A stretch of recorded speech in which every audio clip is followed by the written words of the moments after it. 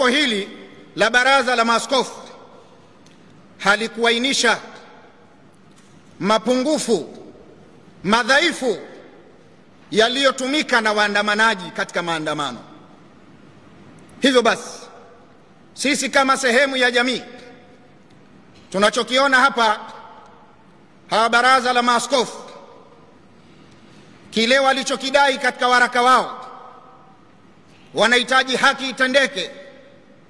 Hakuna msingi wa kweli wa kupigania haki, na tuna evidence. Yapo matukio kadhaa. 27 Januari mwaka 1995 palitokea mauaji ya wazi kabisa. Mashehe baadhi waliokuwa wakitoka misikitini walipigwa risasi na waandamanaji wa chama kimoja cha kisiasa.